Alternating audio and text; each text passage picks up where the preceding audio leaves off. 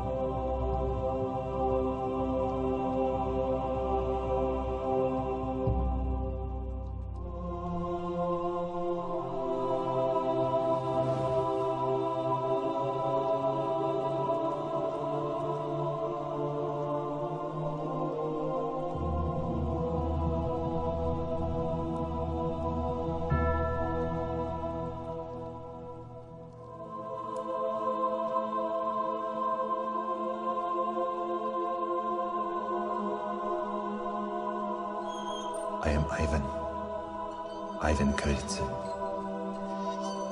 I pray for courage to die a noble death today.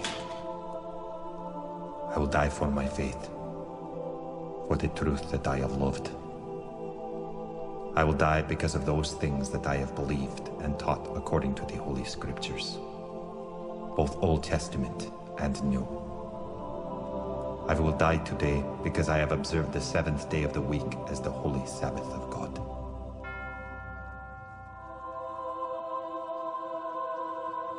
How did it come to this fiery death? I had such hopes.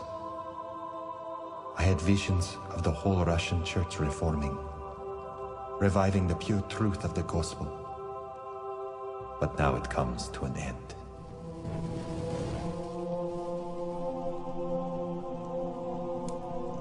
Ivan III. He could not stay away. Once he was our friend. I wonder what is in his heart today. Look there. Elena and Dmitri, Sobotniks, Sabbath keepers like me. The Tsar's own daughter-in-law. His grandson. What will become of them? Will they burn too?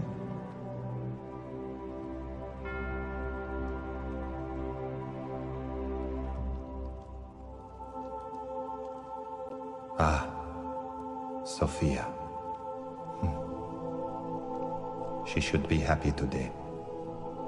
She was against us from the very beginning.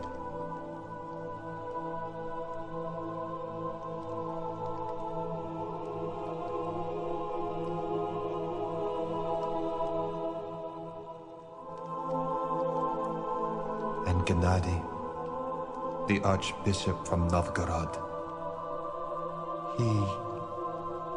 he has lived for this day, for this fire. He claims that we have turned away from Christ and become like the Jews.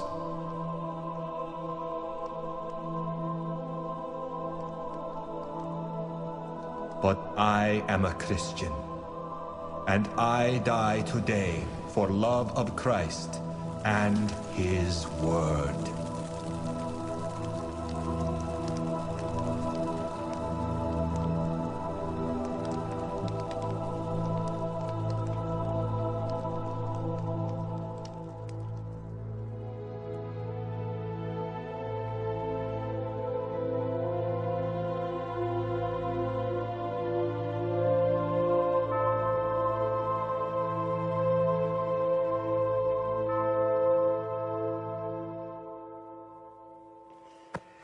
Those horrific fires in Moscow 500 years ago signaled the death of the 15th century Russian Reformation.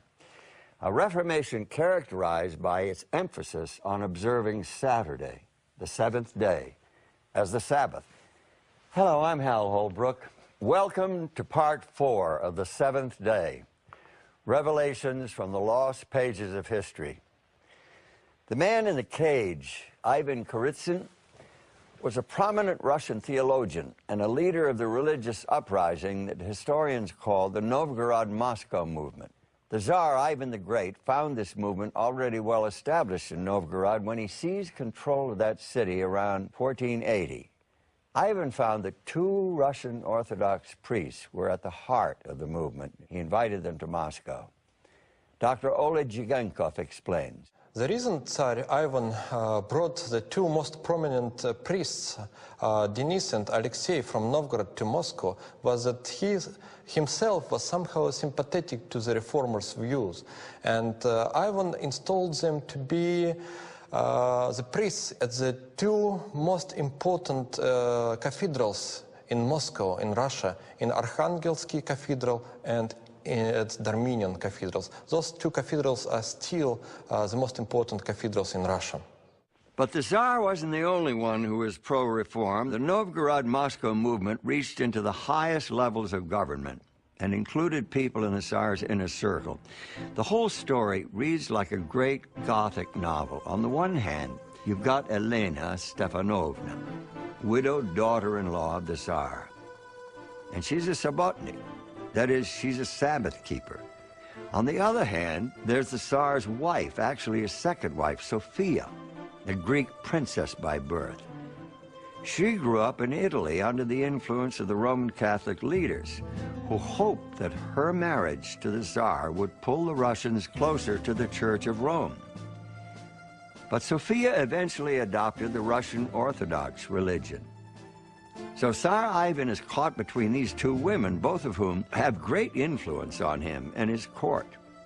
And the 2 of them are on opposite sides of the religious controversy. But the plot thickens. Elena's son, Dmitri, Ivan's grandson, is in line to become the next Tsar. And Dmitri, like his mother, supports the Sabbath-keeping reformers.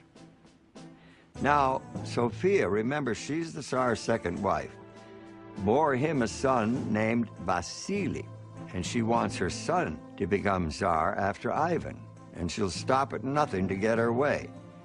Sophia has a powerful ally in Gennady, the Russian Orthodox Archbishop of Novgorod. Gennady is a zealous, even fanatical enemy of the Sabbath-keeping reformers. He calls for extreme measures. Listen to this. And in some of his letters addressed to the Russian Tsar, Gennady venerates the methods of Spanish Inquisition and insists that the Russian Orthodox Church and the Russian state should apply these methods towards the Russian Subotniks movement. Russian Orthodox Church leaders met at the Council of Moscow and condemned the reformers as heretics. The sentence of the council details the charges. Some of you said blasphemy against many holy icons, and some of you cut the holy icons and burned them with fire. And you have all honored the Sabbath more than the resurrection day of Christ. Now, of course, the resurrection day is Sunday, first day of the week. The council accused these reformers of honoring the seventh day, the Sabbath, more than the first day, Sunday. And that's what united their movement. The Council of Moscow was the beginning of the end for the Novgorod-Moscow movement. It eventually died in the flames of Red Square. Elena Stefanovna and her son Dmitri fell out of favor. Their fate is unclear. Tsar Ivan III died, and Sophia's son Vasily took his place, just what his mother wanted.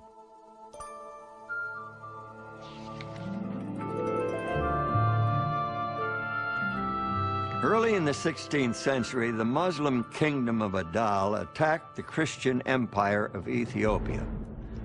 This was a jihad, a Muslim holy war, backed by the powerful Ottoman Turks. It took over vast areas of the country, overwhelming the Ethiopian forces. In desperation, the emperor appealed to Portugal for aid. Several long and difficult years passed, and finally, in 1541, Portuguese troops arrived on the coast of what is now Eritrea.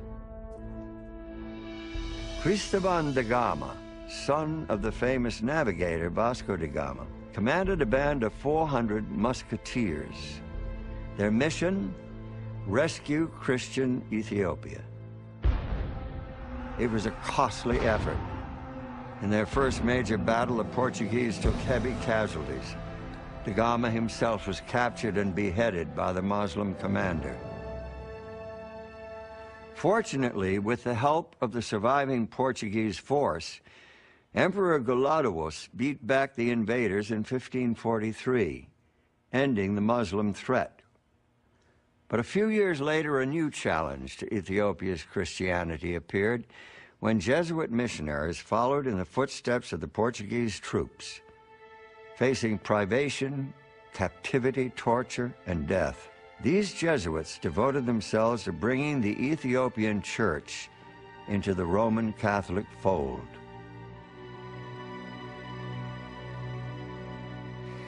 But there were major differences between the Ethiopian Orthodox and Roman Catholic churches, not the least of which was that the Ethiopians observed the seventh-day Sabbath, a practice that dated back at least 1,000 years.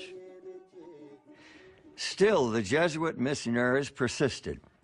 Finally, Emperor Susenyos embraced the Roman Catholic Church and professed his allegiance to the Pope.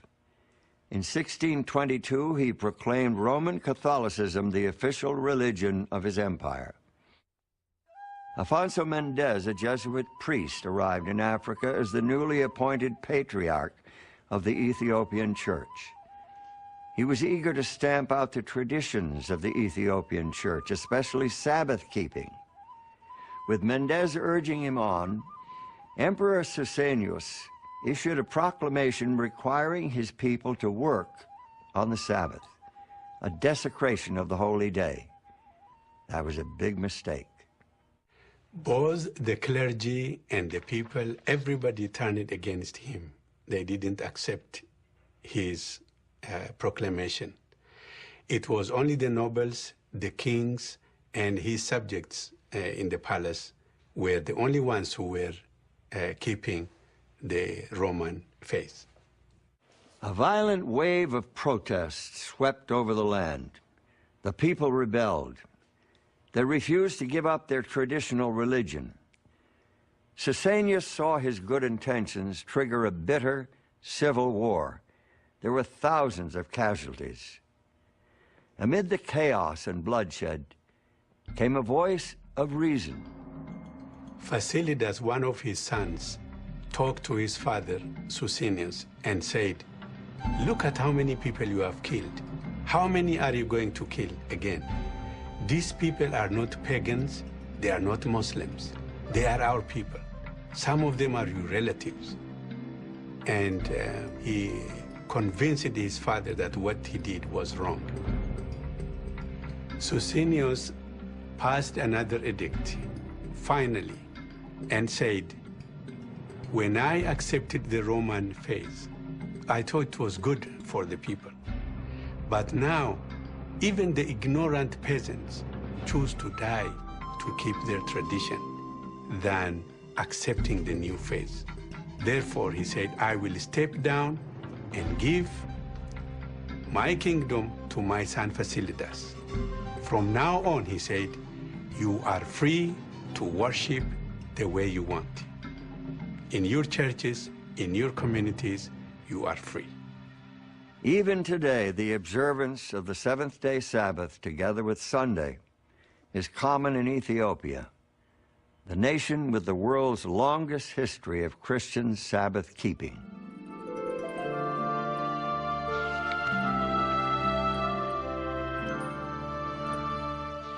Imagine this.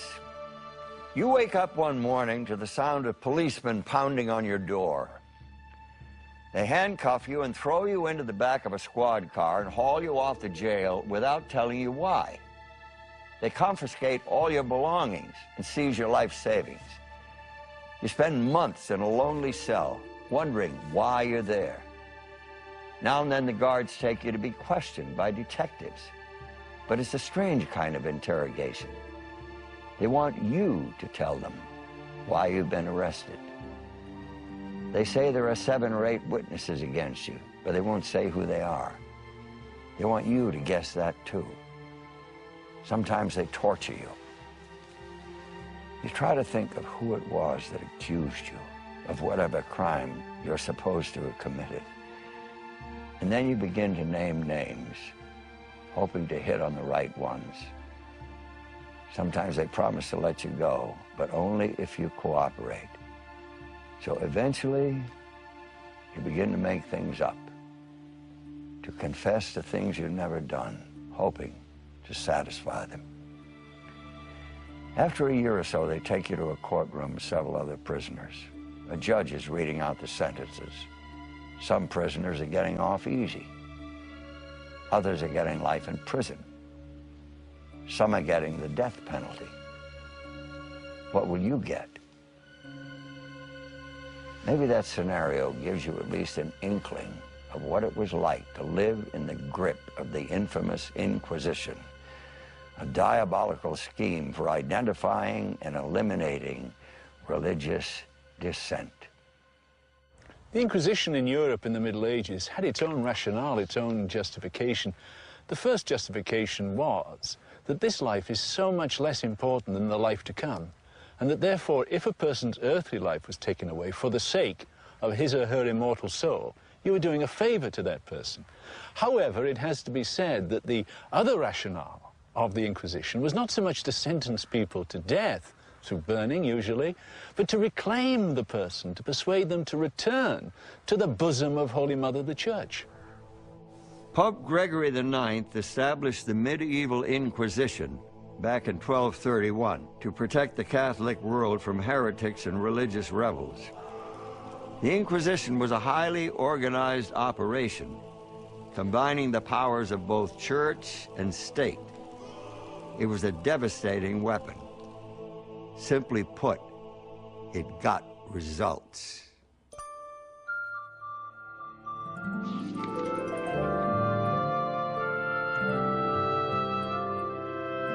In 1469, the marriage of Ferdinand and Isabella merged the kingdoms of Aragon and Castile into the United Kingdom of Spain. By the way, this is the same Ferdinand and Isabella who sent Christopher Columbus on his voyage of discovery in 1492. The new king and queen were militantly Catholic. In fact, they are called the Catholic monarchs. But they had to face the fact that their Spain was not as Catholic as they wanted it to be. You see, a generation or two earlier, the Jews of Spain had been compelled to convert to Catholicism under threat of deportation and loss of possessions. And these forced converts were called New Christians, and the title stuck. They were baptized Roman Catholics, but some of them, perhaps many of them, retained some traditional Jewish customs, like observing the seventh day, Saturday, as the Sabbath. Queen Isabella saw this as a serious desecration of the true Catholic religion. So in 1478, she persuaded the Pope to authorize the Spanish Inquisition. She wanted to purge her church of any taint of Jewish heresy. The Inquisition in Spain and Portugal devoted a great deal of its energy and its attention to wheedling out these people, to detecting these people who on the face of it were Roman Catholics, but who were in fact still clinging on to their Judaism. Some of the new Christians followed the Jewish custom of lighting a special candle before sunset Friday evening. That's when the Sabbath began, according to the Old Testament. In the eyes of the inquisitors, this lighting of Sabbath candles was damning evidence. The power of the Inquisition was subtle and insidious. The inquisitors urged people to spy on their friends, their neighbors, even members of their own families. They used threats and torture to coerce people to give evidence they needed. Hardcore heretics and repeat offenders faced the most extreme measures. They were turned over to the secular authorities for punishment. Some were burned in effigy. Others were burned at the stake, in person. The Spanish Inquisition spread its net wide and drew in others besides converted Jews. The Roman Catholic Church also included ex-Muslims. The inquisitors suspected them of secretly practicing Islam. And of course, Spain had to be protected from a storm of religious controversy that was brewing in the rest of Europe. That, too, was the business of the Inquisition. I am Constantino. Oh God, can you hear me? Are there no cruel pagans? No bloodthirsty cannibals worse than ravaging beasts to whom you could deliver me? That I might escape these inhuman barbarians who keep me in this pit. Why am I here? Because of truth? Because of the Sabbath? I have loved your word. I have taught it faithfully. Am I to die here? In this hall? Dr. Constantino Ponce de la Fuente was an immensely popular preacher and a gifted writer. He had traveled throughout much of Europe as chaplain to the imperial court. His peers held him in such high regard that he was elected magisterial canon of the great Cathedral of Seville, a huge Gothic structure that to this day ranks as the largest cathedral in the world. When Constantino preached, great crowds would pack the place to hear his sermons. But Dr. Constantino was a reformer, a particularly dangerous role to play in Seville, the very heart of the Spanish Inquisition. It was here that Constantino and a few of his colleagues adopted some rather un-Catholic views. While holding the highest office in the great cathedral, he, along with his friends, formed what he called the secret Christian church. Constantino believed that Christians should obey the 10 Commandments, and that obedience is made possible through the gracious work of God in the Christian's life. In his opinion, obeying the 10 Commandments includes keeping the Sabbath on Saturday, the 7th day. Understanding human nature and how easy it is for a man to forget him, God appointed a stated day to be offered to himself as a tithe, on which, unencumbered by other cares, man should offer, inwardly and outwardly, acknowledgement to the Lord who created him. Members of the newly formed Society of Jesus, the Jesuits, became suspicious of Constantino after hearing his sermons. The office of the Inquisition repeatedly called him in to explain his teachings. His friends were concerned. He told them, "They want me to be burned, but they found that I am still too green." Officers of the Inquisition finally arrested him in August of 1558 and took him to the Inquisitors' prison just outside Seville. Cut off from his friends and supporters and from the crowds that used to fill the cathedral, Constantino Ponce de la Fuente suffered his last days in a pitiless death trap. There was no crowd to hear his final words when he died in February 1560, another victim of the Spanish Inquisition.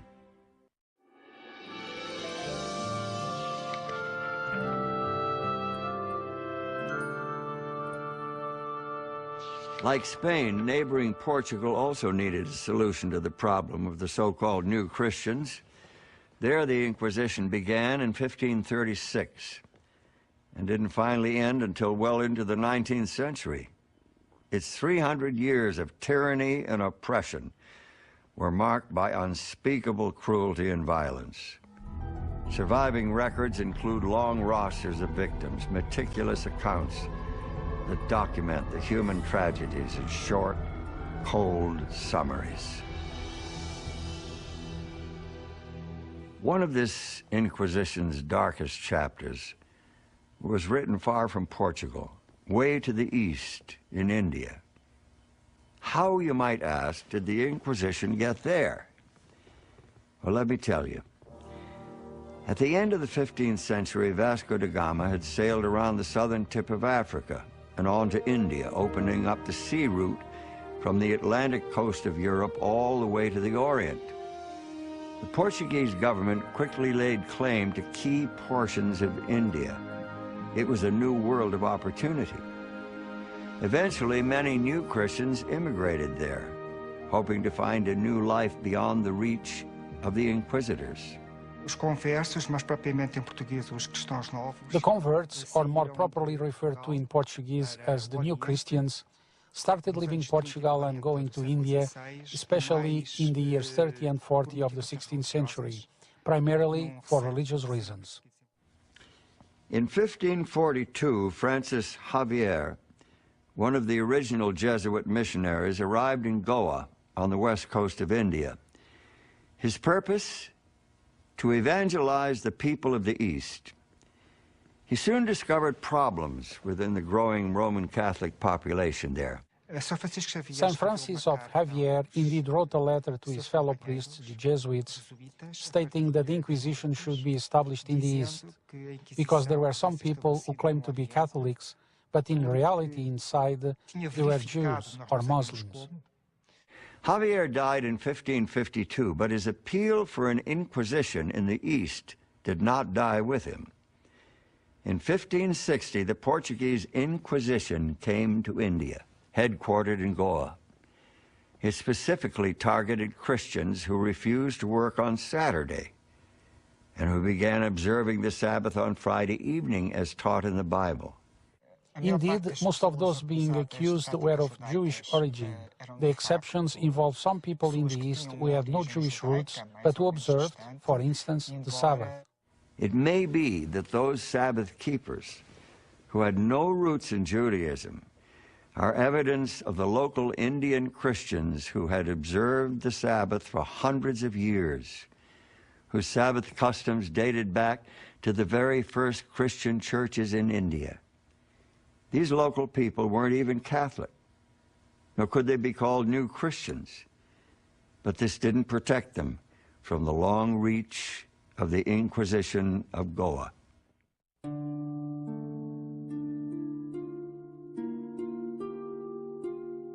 I am Charles Delon, a physician and a citizen of France. Why am I here? A prisoner of the Inquisition. I am falsely accused, detained for no good reason. The accusations against me are the creations of my enemies. I am no heretic. Yet I have despaired of ever leaving this place. My only escape is death. So help me, I've tried to kill myself more than once. They want me to confess, but confess what? I have confessed again and again, but they want more. At least I'm not one of the new Christians. That's who they are really after. And I am not fortunate in any way, for I am caught here just as they are, and my end as uncertain as theirs. We know about Charles Delon's case because he later wrote about it in detail. Accused of only trivial offenses, he was held for 2 long years before his trial. His judges banished him forever from India and sentenced him to 5 years as a slave laborer in the shipyards of Lisbon. He was more fortunate than most. Friends from France intervened on his behalf, and he won an early release from the Inquisitor General. In 1677, he returned safely to France, where he began to write about his nightmare as a victim of the Inquisition.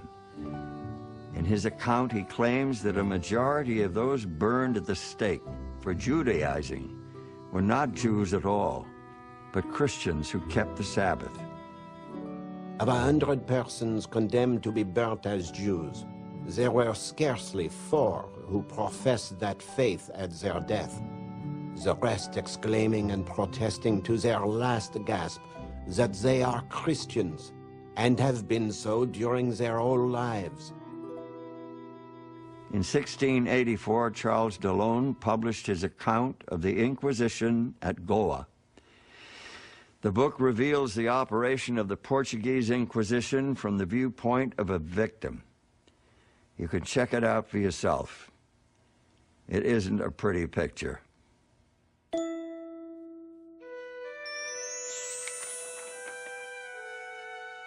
When he nailed his 95 Theses to the cathedral door in Wittenberg, Martin Luther really didn't mean to turn the Christian world upside down. He just wanted to see a few changes in the Roman Catholic Church, his church. But Luther had started a fire that no one could put out. We know it as the Protestant Reformation. It emphasized a new reliance upon the sacred scriptures.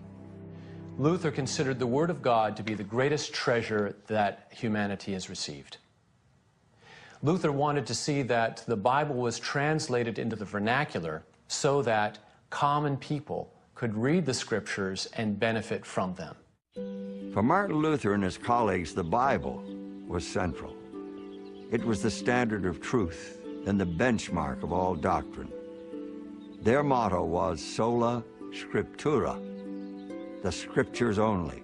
For Luther, the Bible is the sole authority for faith and practice. That put the tradition of the church in question, or maybe we could put it this way.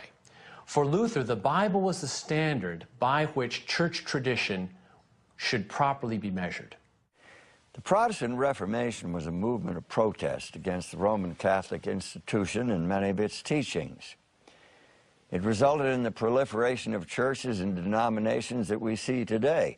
Things might have turned out differently if the Roman Catholic Church had convened a general church council to consider the issues raised by the reformers, but early calls for a council seemed to fall on deaf ears. Dr. John O'Malley, a Jesuit historian, tells us why. Clement VII was Pope from 1523 until 1534, and he was afraid of a council, actually, because he was afraid the council might try to depose him. Maybe an irrational fear on his part, but nonetheless, it was something that was very much in his own mind and in his own fears. The Pope wasn't the only one who didn't want a council. The King of France opposed it for strictly political reasons. And eventually the King of England took his own stand against it. The pressure for a council mounted until finally, in 1545, Catholic leaders traveled to the city of Trent at the foot of the Alps in northern Italy. Over a period of 18 years, the Council of Trent grappled with some of the most critical issues the Roman Catholic Church had ever faced. The first real substantial issue that the council dealt with was what we might call the issue of authority, that is to say, the role of Scripture and then the role of church traditions.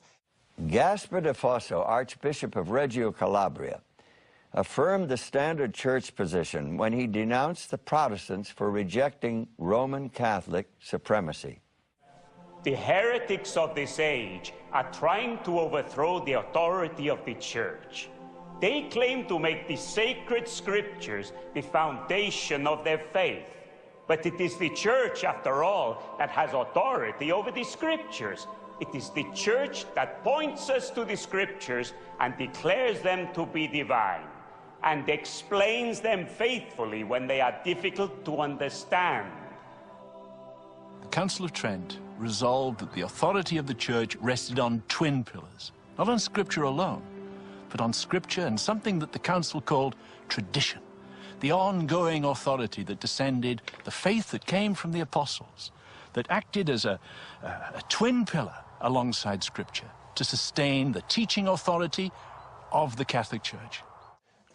The Decree of Trent on this issue of authority begins by saying that the faith of the Church and practice of the Church is based upon the teaching and preaching of Christ and the apostles, as this has come down to us in two ways: in the written tradition, that is, say, in the written scriptures, and then in the unwritten traditions that go back to the time of the apostles. The Catholic understanding was that Christ himself established the structure of the church, focused on the bishops, so that when bishops faced a dispute over the interpretation of Scripture, they couldn't just make up their minds as they pleased, but they had to take into account the decisions of preceding centuries of bishops and councils deciding questions. That was the tradition. So the tradition then becomes a lens through which the bishops decide an interpretation of Scripture. Here was a fundamental position that still separates the Church of Rome from most of the Protestant world. By confirming the authority of unwritten tradition, the bishops at the council validated many non-biblical teachings and customs. In this decree, the council does not list any of them, but we know from the discussions that issues that were on the minds of the bishops were, for instance, infant baptism. Where do you find that in the Bible? And yet that's an established Christian practice. The teaching of the creed that Christ descended into hell, not so clear where we can find that in the New Testament. What about Sunday observance? That doesn't seem to be in the New Testament. What about the Apostles' Creed itself? Now, we now know that that did not come from the time of the apostles, but the people of Trent believed that it did. So that's another example of a tradition that bothered the people at the council, felt that they could not sort of subscribe to a Scripture-alone position in a strict sense.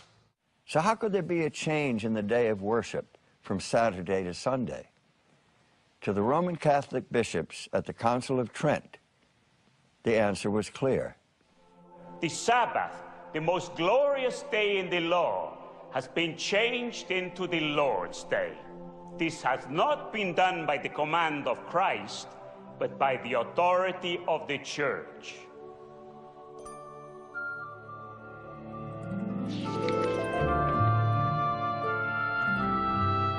Anabaptists. Now, there's a name to boil the blood of 16th century Catholics and Protestants alike. They got their name because they didn't believe in baptizing babies, and baptizing babies was standard practice for Christians at that time. Anabaptists believed that baptism was only for adults who understood and accepted the gospel message. From the very beginning of the Anabaptist movement in 1525, authorities, both Catholic and Protestant, regarded the movement as a threat to the civil order of the state. These Anabaptists denied that church and state had any authority over a man's conscience. And they taught that the common man could understand the Bible for himself, with no need for the church to interpret it for him. And the only true church is the one described in the New Testament, the Church of Jesus and the Apostles. This was very different from the Roman Catholic view, and much more radical than the view of most Protestants. The Anabaptists understood their renewal movement to be an attempt to restore the true church on the foundations of Christ's teachings in the gospel, and also on the model of the early church as it's described in the book of Acts. Some historians see Andreas Bodenstein von Karlstadt as the forerunner of the Anabaptist movement. Early on, he was a friend and colleague of Martin Luther, but their friendship broke up over theological differences. They both believed that you needed to use the Scripture. Luther could add to Scripture anything that does not contradict Scripture can be added. For Karlstadt, it was the Scripture you did not add to it. So Luther would accept anything that the Bible did not specifically reject or prohibit. Karlstadt, on the other hand, would accept only what the Bible specifically taught and nothing more. Karlstadt's study of the Scripture led him to the Bible's Sabbath and its spiritual meaning. Here's what he says. Sabbath keeping has a double object. In obedience to God, we must rest in peace and pray to God for all holiness and wait to receive it. This rest is realized in man's recognition that holiness comes from no other source than Christ, and that we must be holy as God is holy. When he speaks about the Sabbath, he means a kind of inner Sabbath, in contradiction to the, or in opposition to the outer Sabbath, or outward Sabbath. He is more interested in the inner Sabbath. That means the rest of God within me. One could call it a kind of inner sanctification. This is his greatest concern. And the outer Sabbath should be a help to achieve this inner Sabbath. Unlike Karlstadt, Luther and other reformers generally agreed that the Sabbath of the Bible was irrelevant to Christians. Instead, they promoted Sunday, not as a Sabbath, but as a celebration of the resurrection of Christ. But Karlstadt believed that Sunday observance was merely a human invention. And he wasn't alone in that view. Two Anabaptist preachers, Oswald Gleit and Andreas Fischer, took a similar position. Now, when they read their Bible from beginning to end, they simply saw no precedent, no authority for this change that happened from a Saturday Sabbath worship to a Sunday worship, day of worship. It was in Silesia, that's southwestern Poland, that Gleit and Fischer began preaching and teaching about the seventh-day Sabbath. This was a strong Anabaptist area, and the two men had great success in establishing groups of Sabbath keepers there. What made them so convincing was clear, logical arguments like these. The Ten Commandments are the basis of the moral law. Therefore, the Sabbath, the fourth commandment, is part of the moral law, which Christians are to obey. There are not 8 or 9, but rather 10 commandments. We cannot say that some are to be followed while others can be forgotten. Jesus himself kept the Sabbath. The apostles and the earliest church fathers taught the observance of the seventh-day Sabbath.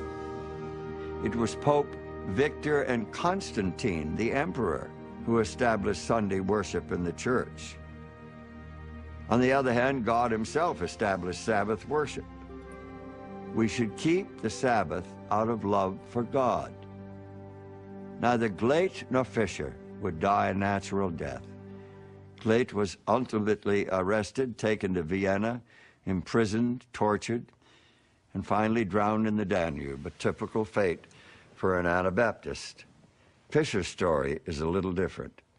In 1529, Andreas Fischer and his wife show up in Slovakia preaching among the miners there, and for this they were arrested and they were taken to the Chichva castle. The arrest took place in May. They were held in the dungeon until August, at which time there was a trial of some sort.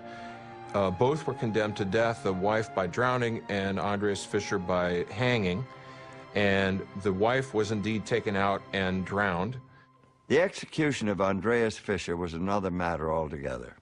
Oh, they hung him all right, from the castle tower. It seems he dangled at the end of that rope for hours, but he didn't die. Maybe the rope broke. Maybe some friends cut him down. The record is unclear as to just how it happened. What is clear is that Andreas Fischer survived. After Fischer's mysterious, or we might even say miraculous, escape from execution, he labored on for another 10 years as an itinerant minister. He shows up in Moravia, he shows up in Bohemia, he shows up in Slovakia. He seemed to have a sort of a circuit that he traveled for the next 10 years. In 1540, Andreas Fischer was captured and dragged off to the castle at Krasna Horka in what is now southern Slovakia. This time, there was no trial, no escape, and no survivor.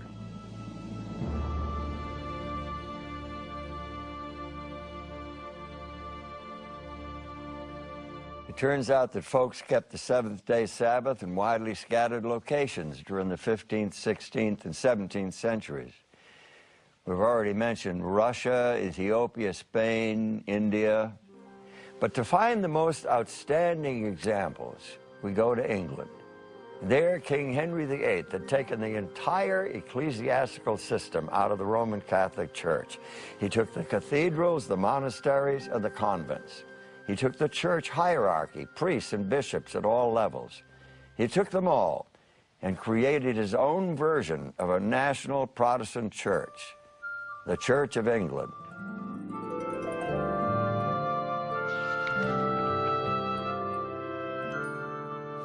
Eight people were killed and many more injured when a grandstand collapsed at Paris Gardens just outside London in January of 1583.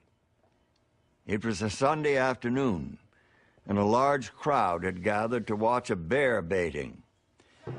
Bear baitings were cruel, hideous, and inhumane spectacles, where people cheered as packs of vicious dogs attacked chained bears. It was a popular form of entertainment in 16th century England. Queen Elizabeth herself was a fan. Was the Paris Garden tragedy a sign of God's anger against a society that profaned the holy Sabbath? That's what Puritan preachers thought. The Puritans were people in the Church of England desiring to rid the church of practices and beliefs that they felt were inconsistent with Scripture.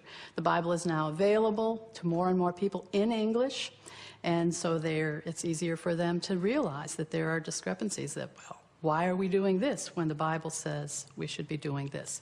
They became called Puritans because they wished to purify the church. The Church of England, the Anglican Church, was very much like the Roman Catholic Church. There was some Reformation theology, but much Roman Catholic form and substance survived. For the Puritans, there hadn't yet been enough Reformation in England, so the Puritans thundered against the Sabbath breakers, those gamblers and theater-goers. This must have been an uphill battle with William Shakespeare and his great plays coming on the scene. The English Church and the monarchy opposed the Puritan view of strict Sabbath observance. In 1618, King James I, that's the James of the King James Bible, published the Book of Sports and ordered preachers to read it from their pulpits. Many Puritan pastors refused. They were incensed because the King's Book encouraged secular sports on the Lord's Day. But here's an interesting point. Most of this Puritan clamor for Sabbath reform was not about the Sabbath at all. It was about stricter observance of Sunday. There were a few, however, who called for a real Sabbath reformation, a return to the Sabbath of the Bible. These became known as the Seventh-day Men. The Sabbatarian movement in England was largely a spontaneous result of the study of Scripture and the growing conviction of the obligations of observing the fourth commandment, which enjoined the observance of the seventh day of the week as opposed to the first day of the week. One of the first heroes among the Seventh-day Men was a woman, Dorothy Trask. Her husband, John Trask, was a zealous Puritan who was arrested in 1617 for urging people to keep the seventh day holy. He recanted his Sabbath views in order to avoid life imprisonment. But Dorothy was made of sterner stuff. She went to prison for her Sabbath beliefs and remained there until the day she died. In 1628, An Anglican clergyman named Theophilus Brabourne produced the first English-language book calling for the observance of the seventh-day Sabbath.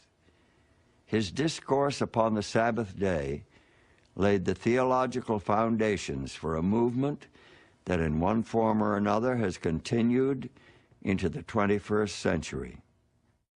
The matter is clear. It takes only our own records of days and weeks to make an end of the argument. It is the seventh day, the Sabbath of creation, that we need to keep holy. When you can show me from the Scripture that there is any other seventh day than the day we call Saturday, the last day of the week, then I might be persuaded that the fourth commandment means some other seventh day besides Saturday.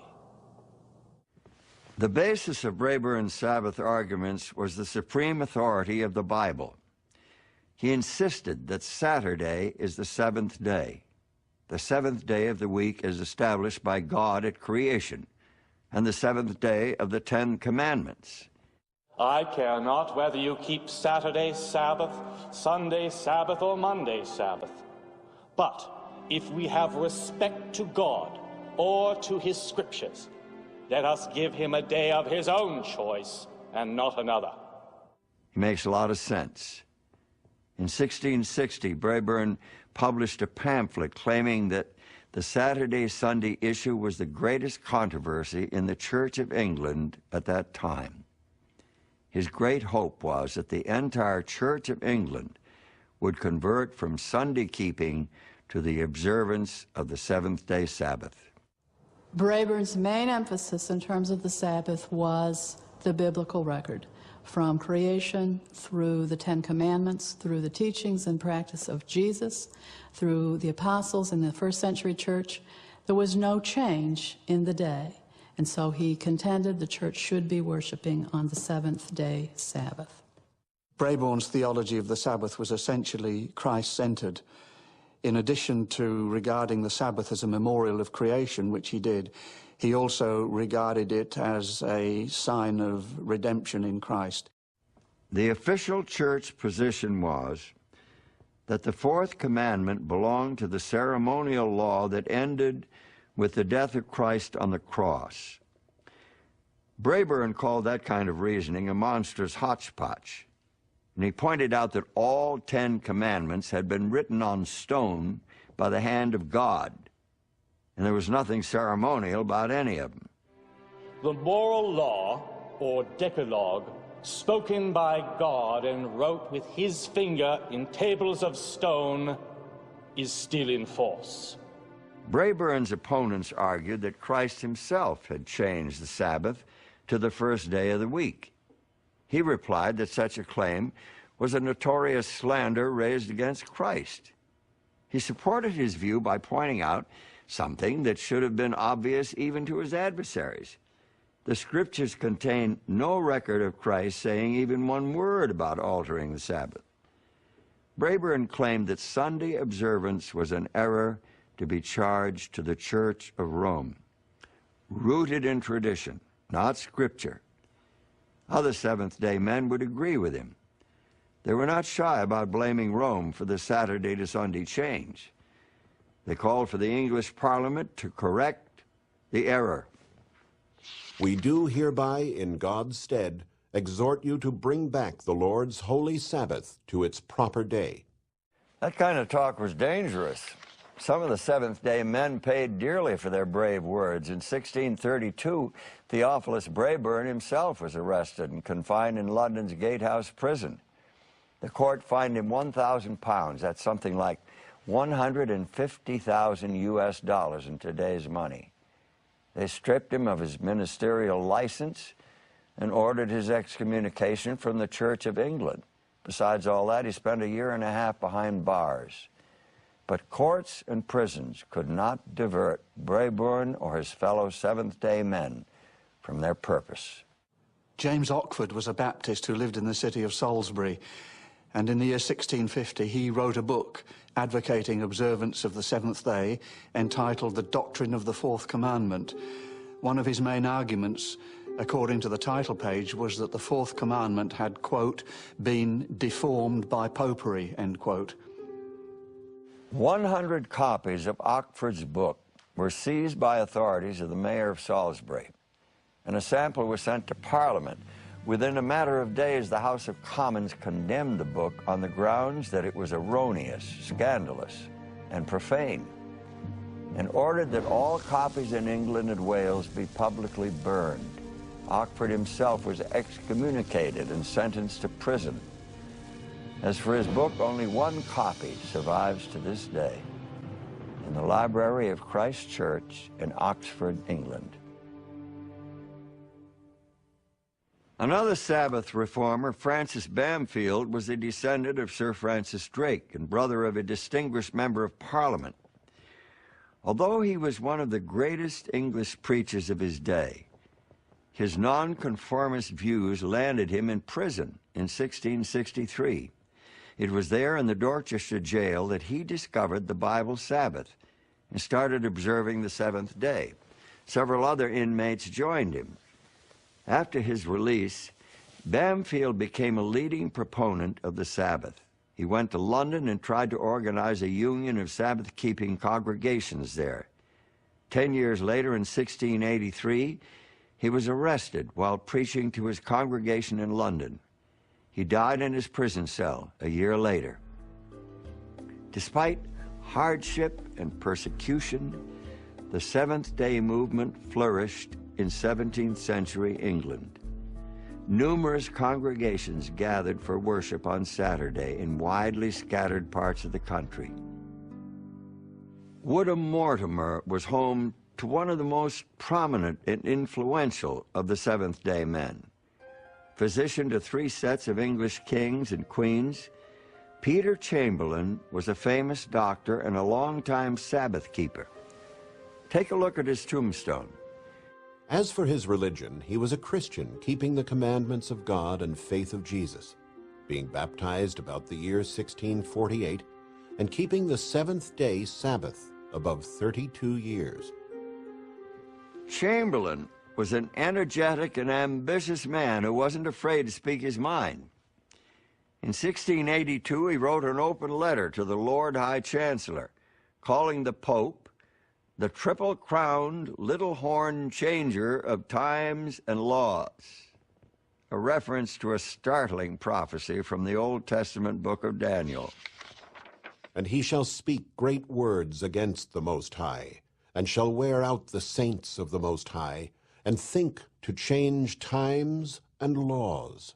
Peter Chamberlain, along with other Seventh-day men, believed that this prophecy foretold the Roman pontiff's attack on the Bible Sabbath. Were Chamberlain and the others right? Some critics see their views as the wild imaginings of rabid nonconformists. But however radical their point of view, the Seventh-day men of 17th and 18th century England started something that is still going on. The Seventh-day Baptists, their immediate spiritual descendants, carried their Sabbath doctrine across the centuries and across the Atlantic to the New World. We'll tell their story when we return with Part 5, the final chapter of the Seventh Day.